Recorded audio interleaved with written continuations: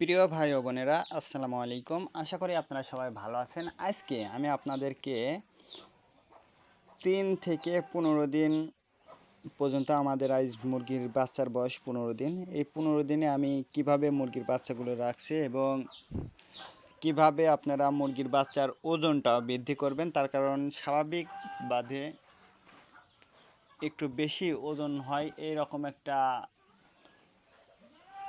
ওজন বৃদ্ধির মাধ্যমটা আমি বলবো।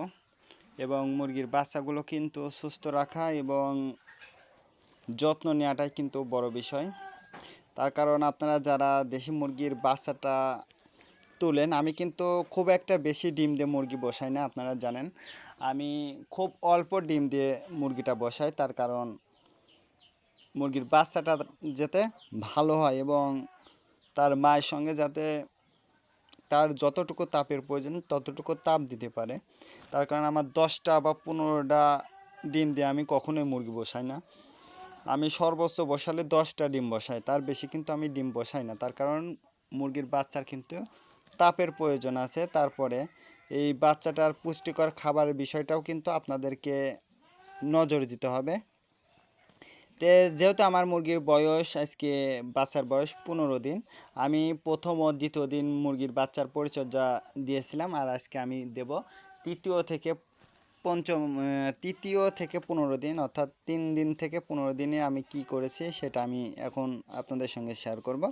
অবশ্যই ভিডিওটা না টেনে শেষ পর্যন্ত দেখবেন। তো এই শুরুতে দেখুন, আমি কিন্তু এই যে হাতে যে পানি দিয়েছি, যে পাত্রটা দেখছেন, এইটাই কিন্তু আমি ব্রয়লার মুরগির ফিডটা দিই। আপনারা জানেন 15 দিন পর্যন্ত আমি এই মুরগির বাচ্চাকে আমি ফিডটা দিই। এই ফিডটা দেওয়ার পরেই কিন্তু আমি গম খাওয়াই। যেহেতু এখন দুপুরবেলা, দেখুন আমি গমটা দিয়েছি। তারা কিন্তু এখন আমি কিন্তু অল্প অল্প করে আমি এখন তাদেরকে পুনরায় গমটা খাওয়ানোর চেষ্টা করব। অবশ্যই ইনশাল্লাহ গমগুলো তারা খাবে। তে যেহেতু মুরগি যখন গমটা খাবে তখন কিন্তু বাচ্চারা অটোমেটিকই খাওয়াটা শিখে যাবে।